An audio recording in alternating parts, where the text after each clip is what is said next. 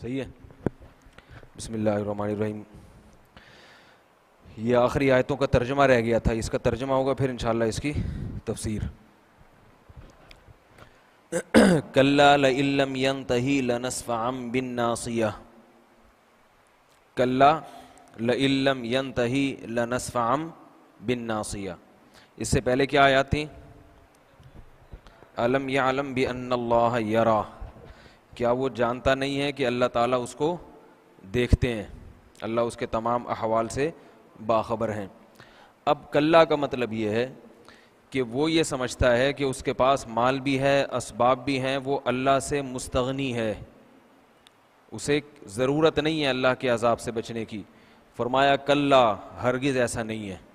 اس کا یہ خیال غلط ہے, بلکہ اس کے ساتھ ہوگا کیا؟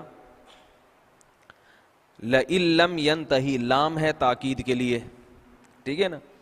ان کا مطلب کیا ہوتا ہے؟ شرط. ان کا معنی, ان کسے کہتے ہیں بتایا نا کئی دفعہ, اگر. لم ینتہی, انتہا کسے کہتے ہیں؟ انتہا کسی چیز کے اینڈ کو کہتے ہیں نا, کسے کہتے ہیں انتہا؟ کسی چیز کے اختتام. تو انتہا یہ ورب ہے, مصدر ہے. جیسے انعدام, انعقاد, انتظام, بہت سارے لفظ آتے ہیں نا. انتظام ہے, انہدام ہے, اختتام, یہ تو باب افتعال ہے لیکن ملتا جلتا ہے. تو انتہا اس کا ماضی آتا ہے انتہایا, مضارع آتا ہے ینتہیو.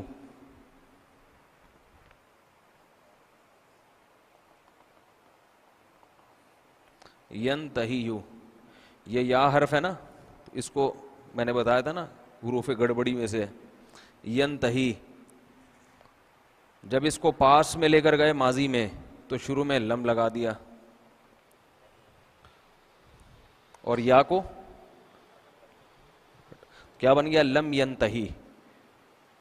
ماضی میں چلا گیا. لم ینتہی, وہ منتہی نہیں ہوا, یعنی وہ رکا نہیں, اس نے اینڈ نہیں کیا, اس نے انتہا نہیں کی. جن کاموں میں لگا ہوا تھا جو پہلے گزر چکے ہیں, کذب وتولی, تکذیب بھی کی, حق سے منہ بھی موڑا, یہ سارے کام کرتا رہا. ینہا عبدا اذا صلی, اپنے بندے کو نماز سے, اللہ کے بندے کو روکتا بھی رہا. تو یہ سارے کام اگر کیے اس نے. لئن لم ینتہی, اگر وہ لم ینتہی باز نہ آیا, اختتام نہ کیا, اس نے ان کاموں کی انتہا نہ کی, اسی میں لگا رہا. لنصفعا, اب یہ لنصفعا کیا ہے؟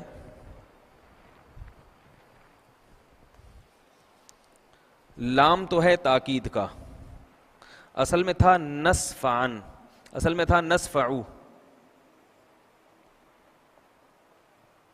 نصفعو کا مطلب ہوتا ہے پکڑنا کسی کو مضبوطی سے.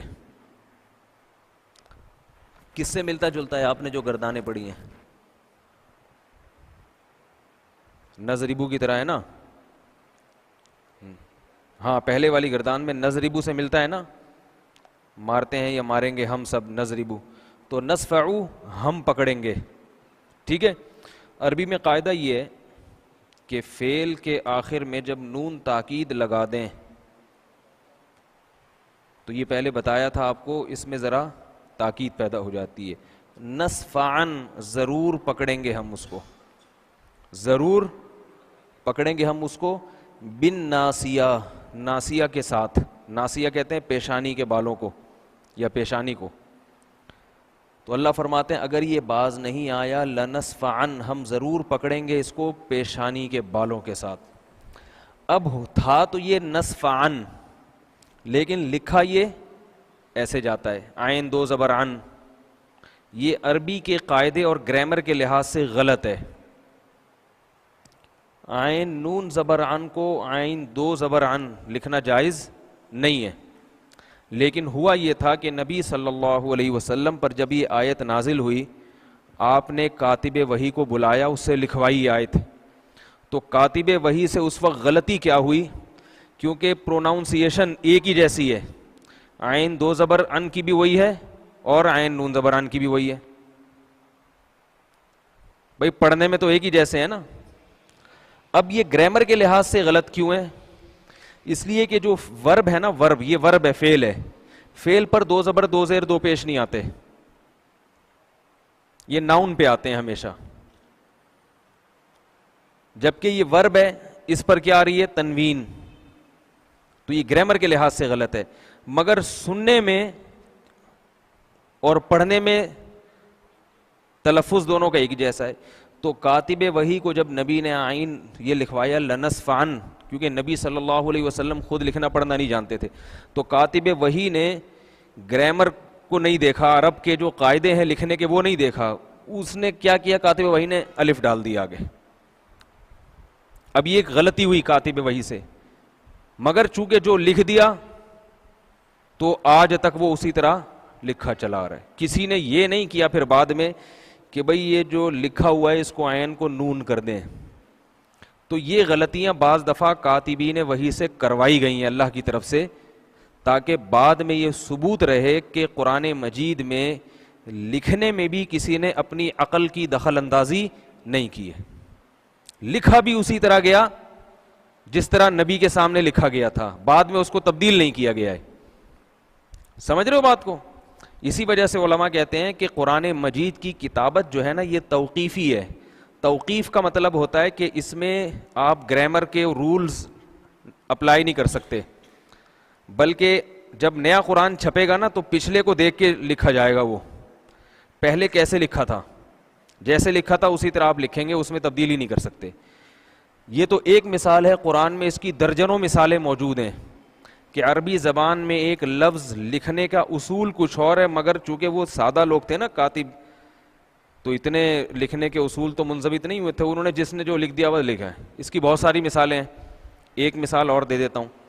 یہ جو شیئن کا لفظ ہے، دیکھو یہ تو شین ہو گیا، شیئن کا شین، پھر یا آنا چاہیے، پھر حمزہ آنا چاہیے، پھر الف آنا چاہیے تاکہ دو زبر پتہ چلے دو زبر. اس طرح یہ شیئن بنے گا صحیح تلفظ، شیئن. تین شوشیں، ایک جو شوشہ کہتے ہیں اس کو، یہ غائب ہے، جو کتابت کے لحاظ سے غلط ہے، مگر چونکہ صحابی کاتب وحی نے ایسا ہی لکھا تو اب اس کو کوئی تبدیل نہیں کر سکتا. سمجھ رہے بات کو؟ ایک مثال اور دے دیتا ہوں بس پھر آگے چلتے ہیں. اولئک، سب کو پتہ ہے یہ واو لکھا جاتا ہے، پڑھا نہیں جاتا. سوال پیدا ہوتا ہے جب پڑھا نہیں جاتا تو لکھنے کی کیا ضرورت ہے اس کو؟ جب یہ واو پڑھا نہیں جاتا تو لکھنے کی کیا ضرورت ہے؟ لکھنے کی ضرورت اس لیے ہے کہ جن صحابی نے اولئک کا لفظ لکھا تھا نا، انہوں نے واو بھی لکھا تھا ساتھ میں، ٹھیک ہے نا؟ تو اب اس کو بس لکھا جا رہا ہے، پڑھا نہیں جا رہا. انہوں نے اس لیے لکھا کہ اس زمانے میں زبر زیر پیش نہیں تھے، تو انہوں نے اس لیے لکھا کہ لوگ اس کو الیکا، اگر یوں لکھ دیتے نا تو کوئی اس کو الیکا پڑھ سکتا تھا، الیکا، غلطی سے الیکا بھی پڑھ سکتا تھا. تو انہوں نے یہ فرق کرنے کے لیے کہ پیش تو تھا نہیں، ایجاد نہیں ہوا تھا زبر زیر پیش، تو انہوں نے الف کے بعد واو ڈال دیا تاکہ یہ پتہ چلے کہ یہ الیکا نہیں ہے بلکہ اولئک ہے. اب بعد میں اس کی ضرورت نہیں ہے، اب تو زبر زیر پیش سارے ہو گئے، لیکن یہ لکھا جاتا ہے کہ کوئی نکال نہیں سکتا اس کو، کیونکہ قرآن کی تحریف میں آئے گا یہ اگر کوئی نکال دے اس کو. تو یہ ہے لنصفعن، الف ڈال دیا. گرامر کے لحاظ سے یہ صحیح نہیں ہے، لیکن بس اللہ نے ایسے ہی حفاظت کی، بتا دیا کہ بھئی جو ہے جب جیسا نبی کے دور میں لکھا گیا اسی طرح سے آ رہا ہے. لنصفعن بالناصیہ، کلا ہرگز ایسا نہیں ہے جیسا وہ سمجھتا ہے، اگر وہ باز نہیں آیا البتہ ضرور پکڑیں گے ہم اس کو پیشانی کے ساتھ. ناصیتن، ایسی پیشانی، کاذبتن، جو جھوٹی بھی ہے، خاطئتن، خطا کار بھی ہے، گناہ گار بھی ہے. تو مطلب تو یہ ہے کہ پیشانی جھوٹی ہے، لیکن مطلب کیا ہے اس کا؟ پیشانی والا جھوٹا ہے. لوگ کہتے ہیں نا جھوٹ، تیرا منہ جھوٹا ہے، تو مسئلہ یہ نہیں ہوتا کہ اس کا منہ جھوٹا ہے، بلکہ وہ پورا آدمی جھوٹا ہے. کہتے ہیں نہیں تمہاری زبان جھوٹی ہے. تو پیشانی چونکہ انسان کے جسم میں سب سے معزز اور مکرم جگہ ہے، قابل احترام جگہ ہے، تو اس لیے پیشانی کی طرف نسبت کر کے بتایا کہ یہ اس پیشانی کو پکڑوں گا جو جھوٹی بھی تھی اور گناہگار بھی تھی. فل یدعو نادیا, فل یدعو, دعوا یدعو, یعبدو کی طرح, عبدا یعبدو, دعوا کو پڑھا جاتا ہے دعا, یدعو کو پڑھا جاتا ہے یدعو. تو یدعو کا معنی بلانا, دعا کرنا بھی اللہ کو بلایا جاتا ہے نا, اس میں بلانا کسی کو, دعوت دینا کسی کو. میں نے بتایا تھا انگلش میں اسٹرکچر آتا ہے نا, جب ہم کہتے ہیں یو شوڈ گو, تو شوڈ لگا دیتے ہیں نا, تمہیں چاہیے کہ تم جاؤ, اسے چاہیے کہ وہ جائے, ہی شوڈ گو, تو اسے چاہیے کہ وہ بلائے. عربی میں اس کے لیے اسٹرکچر کون سا استعمال ہوتا ہے؟ لی, یہ پہلے گزر چکا ہے نا. یضربو کا معنی وہ مارتا ہے, لی یضرب, ہی شوڈ بیٹ, اسے چاہیے کہ وہ مارے. تو لی یدعو, اس میں واو کو بھی گرا دیتے ہیں, لی یدعو, اسے چاہیے کہ وہ بلائے, اور فا لگا دیں شروع میں, پس اسے چاہیے کہ وہ بلائے. اب اصل میں تھا فلی یدعو, فلی یدعو, فلی یدعو, لیکن ملا کے پڑھتے ہیں فل یدعو. صحیح ہے نا؟ اصل میں لفظ کیا تھا؟ فا کا معنی تو یا پس, لی یدعو, اسے چاہیے کہ وہ بلائے, تو ملا کے پڑھتے ہیں فل یدعو, پس اسے چاہیے کہ وہ بلائے, نادیہو, اپنی محفل کو, اپنی مجلس کو. یعنی اللہ فرماتے ہیں ہم اسے پکڑیں گے اس کی پیشانی سے. اب ہم اسے دعوت دے رہے ہیں کہ تم بھی اپنے قبیلے کو بلاؤ ہمارے خلاف جو تمہیں بچائے. اصل میں تو ابو جہل تھا نا جس کے بارے میں یہ آیت نازل ہوئی ہے, یہ بھی تفسیر میں پڑھیں گے ہم انشاءاللہ. تو وہ نبی صلی اللہ علیہ وسلم کے مقابلے میں اپنے قبیلے کو, اپنے لشکر کو لاتا تھا, کہتا تھا کہ میں جو ہوں نا انہیں نماز نہیں پڑھنے دوں گا مسجد حرام میں, اور سب کو جمع کر کے ان کو روکوں گا. تو اللہ نے دھمکی دی کہ ہم تیری پیشانی کو پکڑیں گے, تجھے چاہیے کہ تو اپنے لشکر کو لے آ, تجھے چاہیے کہ تو اپنے لشکر کو لے آ, ہم سے مقابلہ کر. اب تیرا مقابلہ محمد صلی اللہ علیہ وسلم سے نہیں ہے بلکہ ڈائریکٹ ہم سے. تو کیا کرے گا؟ فل یدعو نادیت, اسے چاہیے کہ یہ اپنے لشکر کو لے. نادی کہتے ہیں مجلس کو, ندوہ, ندوۃ العلماء کے نام سے سنا نا, علماء کی محفل. تو نادیہ میں ندوہ سے یوں سمجھ لیں آپ کے محفل کو, مجلس کو. نادیہ ندا ایک لفظ الگ ہے, یہ وہ والا نادیہ نہیں ہے, یہ دوسرا نادیہ ہے. اور یہ نادی الگ ہے, ہو الگ ہے. ہو تو پروناؤن ہے نا, نادیہ ہو, اپنی محفل, اپنی مجلس کو, اپنے پشتوں میں کہتے ہیں نا انڈی والان کو, اپنے قبیلے کو بلا کے لے آئے. سا کا معنی ان قریب. ندعو, ہم بلائیں گے. الزبانیہ, زبانیہ کہتے ہیں جہنم کے جو فرشتے ہیں نا جو جہنم پہ متعین ہیں, ان فرشتوں کی جماعت کو زبانیہ کہا جاتا ہے. زبانیہ. اللہ فرماتے ہیں تو بلا لے اپنے لشکر کو, سندعو, ہم بھی ان قریب بلا لیں گے اپنے لشکر کو, یعنی جہنم کے جو فرشتے ہیں جو جہنمیوں پر متعین ہے, وہ پورا لشکر ہمارا بھی آ جائے گا. تو ابو جہل نے جب یہ وعید سنی تو اس نے اپنے قبیلے کو بلانے کا پروگرام ترک کر دیا, ڈر گیا تھا وہ. نبی صلی اللہ علیہ وسلم نے فرمایا اگر ابو جہل اپنے لشکر کو لے کے آ جاتا تو فرشتوں کی ایسی جماعت اس پہ نازل ہوتی جو اس کو تباہ و برباد کر دیتی. تو اللہ تعالیٰ نے نبی صلی اللہ علیہ وسلم کو اس میں تسلی دی ہے کہ یہ بلائے تو ہم بھی بلا لیں گے. آگے فرمایا کلا, ہرگز ایسا نہیں ہو سکتا,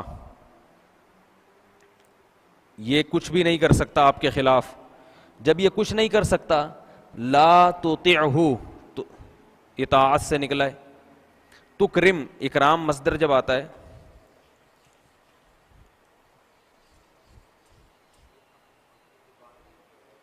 اقامت مصدر ہے نا, تو ایسے ہی اطاعت, اقامت ورب ہے نا, اطاعت بھی ہے. تو اقامت باب افعال سے ہے. افعال کا مصدر کیا آتا ہے؟ اکرم.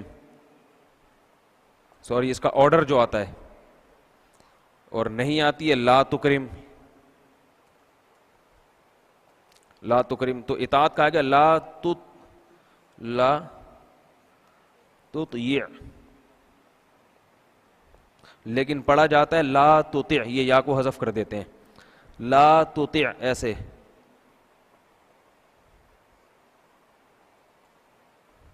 لا تطع اس کی اطاعت نہیں کرو، لا تطعہ اس کی، ہو کا مطلب یہ کافر نافرمان، لا تطعہ اس کی اطاعت مت کریں، اور یہ چونکہ نماز سے روک رہا ہے آپ کو، وسجد آپ سجدہ کرتے رہیں، یعنی نماز پڑھتے رہیں، وقترب اور اللہ کا قرب حاصل کرتے رہیں، اقتراب اختتام کی طرح ہے، اختتام اور احتشام، صحیح ہے نا؟ مولانا احترام الحق تھانوی ہے نا، گزرے، ان کے بیٹوں کے نام ایسے ہیں، ایک کا نام مولانا احتشام الحق تھانوی جو گزرے ہیں، ان کے بیٹوں کے نام تھے احترام الحق، انتظام الحق، کچھ اس طرح کر کے کئی بیٹوں کے نام ہیں۔ تو ایک عرب نے ان سے انٹرویو لیا، ویسی بات چیت کی کہ آپ کے بڑے بیٹے کا نام کیا، انہوں نے بتایا احترام الحق، انتظام الحق، پھر پتہ نہیں احتشام الحق، تو جو سب سے چھوٹا تھا نا اس کو عرب نے کہا اس کا نام میں بتا دیتا ہوں، اختتام الحق، ٹھیک ہے نا؟ یہ سب سے اینڈ میں آ رہا ہے تو اس کا نام کیا ہے؟ اختتام، بس۔ تو اختتام اور یہ سارے مصدر آتے ہیں اس طرح، اقتراب قرب حاصل کرنا، اس کا آرڈر کیا آئے گا؟ اقترب، واو کے ساتھ ملا کے پڑھیں گے تو وقترب، ٹھیک ہے؟ دوبارہ ترجمہ کرتا ہوں، کلا ہرگز ایسا نہیں ہے جیسا یہ سمجھتا ہے، لئن لم ینتہی اگر یہ باز نہ آیا، لنسفعن بالناصیہ تو ہم اس کو ضرور بالضرور پکڑیں گے پیشانی کے ساتھ، ناصیۃ کاذبۃ خاطیہ، ایسی پیشانی جو جھوٹی بھی ہے اور خطا کار بھی ہے، گناہ گار بھی ہے، فلیدع نادیہ پس اسے چاہیے کہ یہ اپنی محفل کو، اپنے قبیلے کو، اپنے دوستوں کو بلائے، سندع الزبانی ہم بھی جہنم کے فرشتوں کو بلائیں گے، کلا ہرگز اس کی باتوں میں نہ آئیں، لا تطعہ اس کی اطاعت نہ کرو، وسجد اور سجدہ کریں، وقترب اور اللہ کا قرب حاصل کریں، ٹھیک ہے؟ ترجمہ کمپلیٹ ہو گیا، چلو گے۔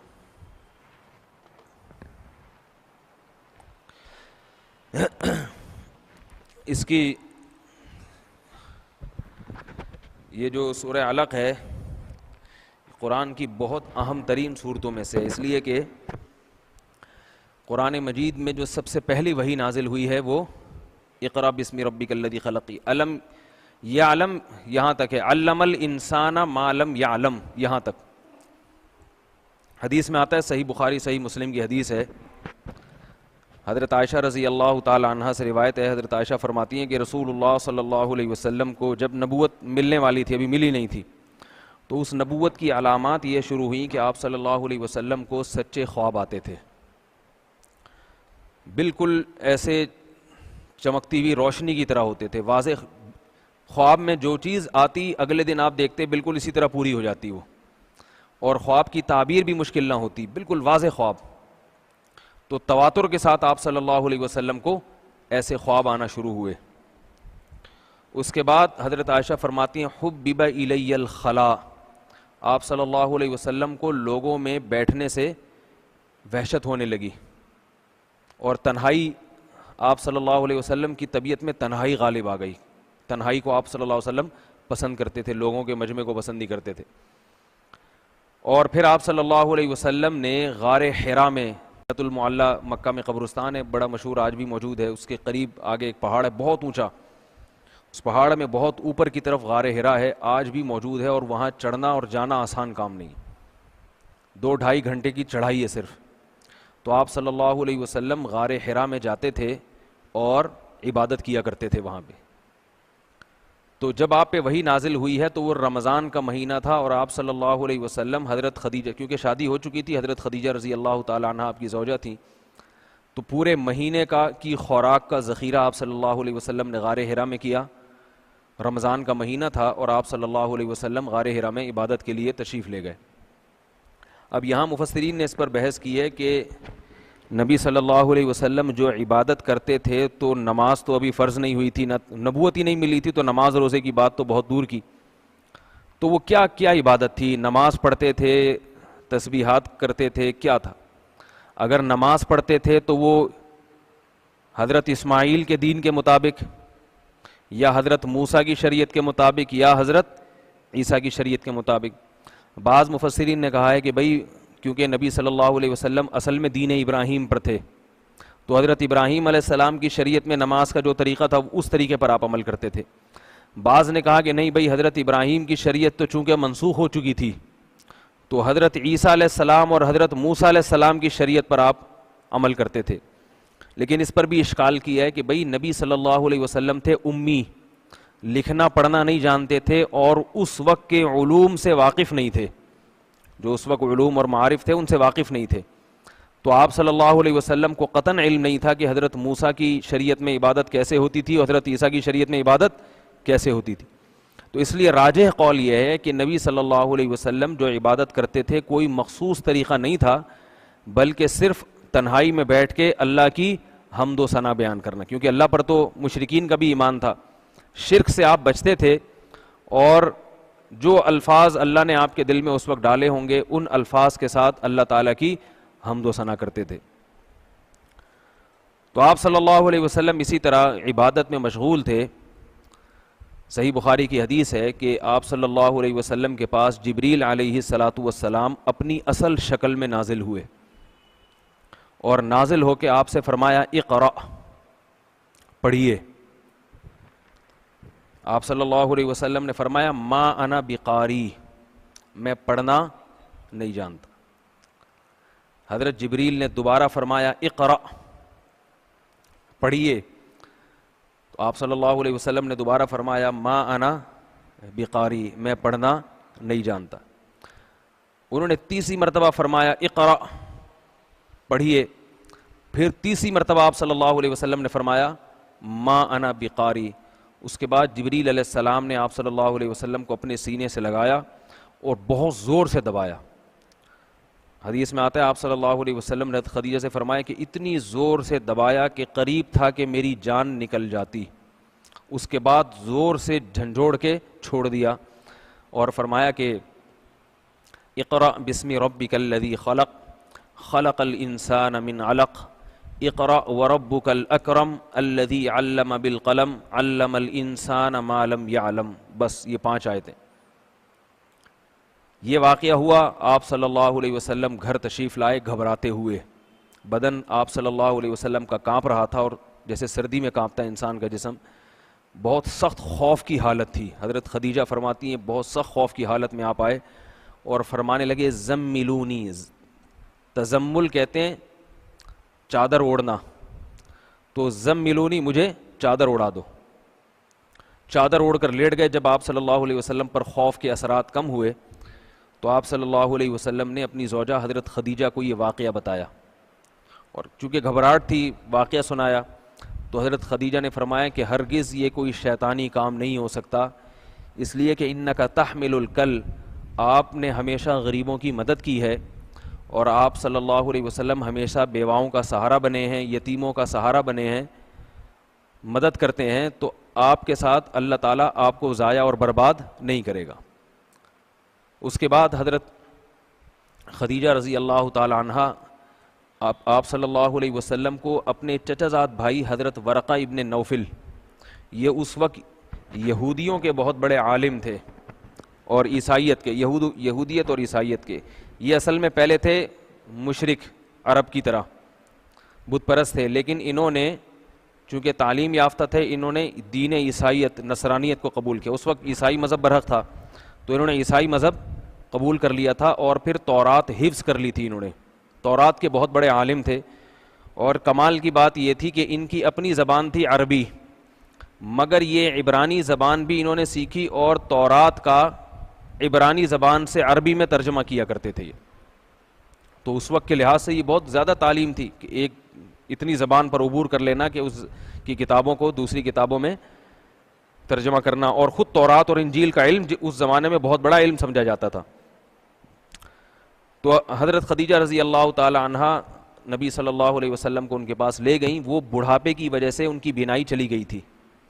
انہوں نے آپ صلی اللہ علیہ وسلم سے حالات سنے، کیا ہوا؟ آپ نے فرمایا کہ اس طرح ایک شخص آیا، یہ شکل تھی اس کی, اس نے مجھے اس طرح سے بھینچا اور یہ آیات مجھے سنائی.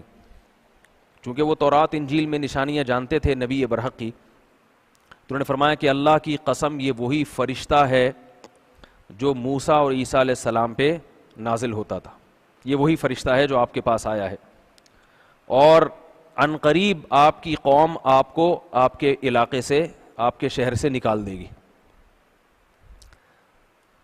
وہ چونکہ جانتے تھے تورات اور انجیل میں نشانیاں آخری نبی کی, انہوں نے دیکھا کہ ساری نشانیاں ان میں پائی جاتی ہیں, اور حضرت خدیجہ سے سن بھی چکے تھے. حضرت خدیجہ نے تو آپ صلی اللہ علیہ وسلم سے نکاح ہی اس لیے کیا تھا کہ یہ دیانتدار ہیں, امانت دار ہیں. تو نبی صلی اللہ علیہ وسلم حیران ہوئے اور فرمائے کہ کیا میری قوم مجھے میرے شہر سے نکال دے گی؟ فرمایا کہ ہاں, تمہاری قوم تمہیں تمہارے شہر سے نکال دے گی, اور جس نے بھی حق کا علم بلند کیا ہے اس کو اسی طرح سزا دی گئی ہے, تو آپ بھی حق کا علم بلند کریں گے, آپ کو بھی نکال دیا جائے گا. اور پھر فرمانے لگے کہ اگر میں اس وقت تک زندہ رہا تو میں تمہاری مدد ضرور کروں گا.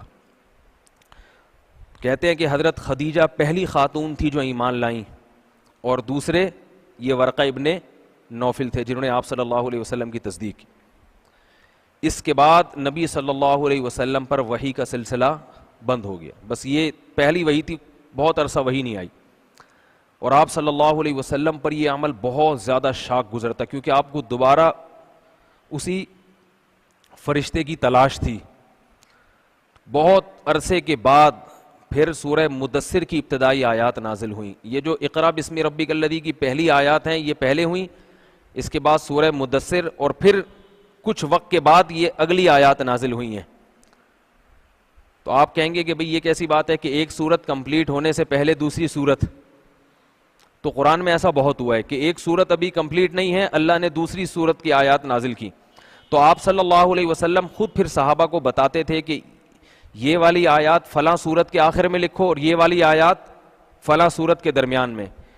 تو اس سے پتہ چلتا ہے کہ نبی صلی اللہ علیہ وسلم نے اپنی زندگی میں قرآن جس ترتیب سے جمع کروایا ہے اس ترتیب سے نازل نہیں ہوا. اس میں حکمت کیا تھی؟ بڑی حکمت تو یہ ہے کہ نزول کے وقت تو جن آیتوں کی ضرورت تھی وہ ضرورت کے حساب سے نازل کی گئی ہیں. جیسے یہ جو آیت ہے نا, علم یعلم بان علم الانسان ما لم یعلم, یہاں تک ایک مضمون ہے. اس کے بعد آپ صلی اللہ علیہ وسلم چادر اوڑھ کے لیٹ جاتے تھے, تو اس پہ آیات نازل ہوئی, یا ایھا المدثر, اے اوڑھ لپیٹ کر سونے والے, قم فانذر, آپ کھڑے ہوں اور لوگوں کو اللہ کے عذاب سے ڈرائیں, وثیابک فطہر, اپنے لباس کو بھی پاک اور صاف رکھیں. تو اب یہ اس کے مناسبت سے, کیونکہ آپ صلی اللہ علیہ وسلم آرام فرما رہے تھے, تو اللہ نے آپ کو اس انداز سے تنبیہ فرمائی کہ اب آپ آرام نہیں کر سکتے بلکہ آپ نے تبلیغ رسالت کا حق ادا کرنا ہے. تو اگرچہ الگ صورت ہے, مضمون الگ ہے, تو اس کو الگ صورت میں رکھا گیا, اس لیے اس کو اقرا بسم ربک الذی کے آخر میں نہیں. اور اقرا بسم ربک الذی کے آخر میں وہ صورتیں جو نازل بعد میں ہوئیں مگر وہ اس صورت کے زیادہ مناسب تھیں, اس صورت کا جو مضمون تھا اس میں کمپلیٹ ہو رہا ہے, تو وہ اس میں رکھی گئی ہیں. تو قرآن کو جس ترتیب سے لکھا گیا ہے وہ ترتیب جو کتابی شکل کے زیادہ مناسب ہے, تاکہ جب کوئی تلاوت کرے نا تو تلاوت میں یہ ترتیب سب سے بہترین ہے. اور نزول میں اس وقت جو ضرورت کے لحاظ سے جب سمجھا گیا کہ اس وقت اس مضمون کی ضرورت ہے تو اس وقت اس کو نازل کیا گیا, اور جس وقت دوسرے مضمون کی ضرورت تھی اس وقت دوسرے مضمون کو نازل کیا گیا. اب ہمیں یہ ضرورت نہیں ہے کہ اس وقت کون سے مضمون کی ضرورت ہے, اس وقت تو ہمارے پاس کتابی شکل میں اس ترتیب سے ہم پڑھیں گے تو ہمیں زیادہ فائدہ ہوگا. تو آپ نے فرمایا کہ ما انا بقاری, میں پڑھنا نہیں جانتا. تو اس کلام میں اور حضرت جبریل کے کلام میں ربط کیا ہے. جب ہم کسی سے کہتے ہیں پڑھو تو مطلب کیا ہوتا ہے؟ جو میں کہہ رہا ہوں وہ پڑھو. اس طرح تو پڑھنا جانتے ہیں نا آپ صلی اللہ علیہ وسلم, جبکہ آپ کیا فرما رہے ہیں؟ میں پڑھنا ہی نہیں جانتا. حالانکہ آپ جو پڑھنا نہیں جانتے تھے وہ پڑھنا جو لکھا ہوا پڑھنا ہوتا ہے. تو یہاں علماء نے اس کے دو مطلب بیان کیے ہیں. ایک تو یہ کہ حضرت جبریل نے جب یہ فرمایا کہ پڑھیے, تو جب بھی کوئی کسی سے کہتا ہے پڑھو تو عام طور پر فوراً یہ بات ذہن میں آتی ہے کہ مجھ سے کوئی لکھی ہوئی چیز پڑھوائی جائے گی. تو آپ صلی اللہ علیہ وسلم بھی یہ سمجھے کہ یہ مجھ سے جو کہہ رہے ہیں پڑھو, تو آگے جس چیز کے پڑھنے کا حکم دیا جائے گا وہ کوئی لکھی ہوئی تحریر ہوگی, کیونکہ آپ نے ہمیشہ اپنے دور میں جس بھی پڑھے لکھے کو دیکھا وہ ہمیشہ کتاب سے ہی پڑھتا تھا.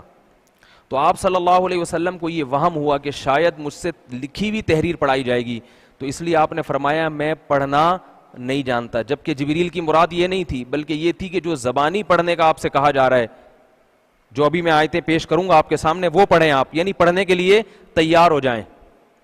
بعض دفعہ جب کسی سے کسی عمل کا کہا جاتا ہے تو مراد فوراً اس عمل میں مشغول ہونا نہیں, بلکہ اس عمل کے لیے اپنے آپ کو تیار کر لینا. ٹھیک ہے نا؟ اچھا, ایک بات تو یہ ہوئی. دوسری بات یہ کہ جب جبریل نے فرمایا کہ اقرا پڑھیں, تو ہم جب کسی سے کہتے ہیں کہ لکھو, تو لکھو کا لفظ اس میں داخل نہیں ہوتا, بلکہ لکھو کے آرڈر کے بعد جو کچھ آپ کہیں گے وہ اس میں داخل ہوتا ہے. جبکہ یہ جو لفظ اقرا ہے, پڑھیے, یہ خود قرآن کا حصہ ہے, تو یہ بھی تو پڑھنے کا حکم ہوا کہ نہیں ہوا؟ سمجھ میں نہیں آ رہی بات؟ خود اس کا بھی تو آرڈر ہو رہا ہے کہ یہ بھی پڑھیں آپ.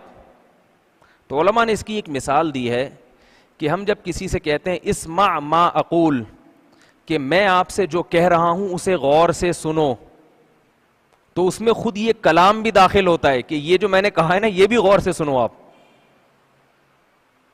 سمجھ رہے ہیں؟ جب میں کسی سے کہتا ہوں بھائی میں تم سے ایک بات کر رہا ہوں غور سے سنو, تو یہ جو اس لفظ سے پہلے جو میں نے کہا ہے نا یہ بھی اس میں داخل ہوتا ہے کہ یہ بھی غور سے سنو اور اگلا والا بھی غور سے سنو. تو اس آیت کا مطلب یہ ہوا اقرا, اے محمد صلی اللہ علیہ وسلم آپ پڑھیے. یہ اقرا کا لفظ بھی, اور اس کے بعد معلم یعلم تک جو نازل ہوگا, اور الحم سے لے کے والناس تک جتنا قرآن نازل ہوگا وہ سارا آپ پڑھیے. کچھ تو ابھی اور کچھ پڑھنے کے لیے تیار ہو جائیں آپ, وہ بھی آپ سے پڑھوایا جائے گا. بات آ رہی ہے سمجھ میں؟ اچھا, دوسرا جواب یہ دیا گیا ہے کہ زبانی پڑھوایا. سوال دوبارہ دہرا دیتا ہوں کہ نبی صلی اللہ علیہ وسلم کو حکم دیا جا رہا ہے کہ آپ پڑھیے, جبکہ زبانی پڑھوایا جا رہا تھا, تو آپ نے یہ کیوں کہا کہ میں پڑھنا نہیں جانتا؟ زبانی تو پڑھنا جانتے تھے, اگر آپ کو کوئی بات کہتا تو آپ پڑھ کے سنا دیتے نا وہ.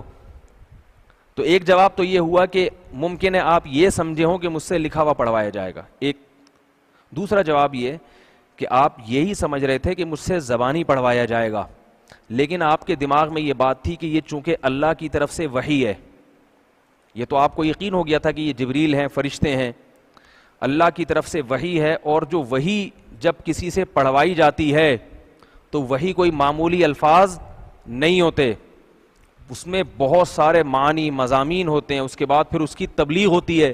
تو یہ کام پڑھا لکھا کر سکتا ہے, جس نے ابھی تک تعلیم حاصل نہیں کی, الف با تا سا نہیں پڑھا, وہ اتنی بڑی ذمہ داری ادا نہیں کر سکتا. کیونکہ ہم جب ایک ان پڑھ کو اگر کچھ زبانی بھی سکھاتے ہیں تو وہ ان لوگوں کی طرح نہیں ہو جاتا جس طرح پڑھے لکھے لوگ ہوتے ہیں. کہتے ہیں ایک تعلیم یافتہ کوالیفائڈ آدمی کو اگر آپ مختلف چیزوں کی تعلیم دیں وہ اس کو زیادہ آسانی سے پک کرتا ہے, اور ایک بالکل ایسے آدمی کو جس نے کبھی کچھ پڑھا ہی نہیں ہے, تعلیم ہی نہیں ہے, اس کو اگر آپ علوم سکھانے بیٹھ جائیں, مختلف علوم یا چیزیں, یا وہ کہے گا بھائی میں پڑھا لکھا آدمی نہیں ہوں, مجھے نہیں پتا, مجھ سے تو کچھ اور کام کرواؤ. اب کوئی مزدور ہے, کوئی گڑھا کھودتا ہے, کوئی مختلف قسم کے کام کرتا ہے, آپ اسے لا کے داخل کر دیں کہ بھائی اس کو جناب آپ یہ تفسیر کی کلاسیں دیکھ لیں نا, آپ لوگ یونیورسٹیوں میں کالج میں ہیں تو آپ آگے پڑھ رہے ہیں, عام لوگ یہ بھی نہیں سمجھ سکتے. تو ہمارے یہاں جامعہ میں مفتی ابو لبابہ صاحب نے انگلش شروع کروائی طلبہ کو پڑھانے کے لیے, تو اس میں کچھ ایسے طلبہ تھے جو ABCD بھی نہیں جانتے تھے.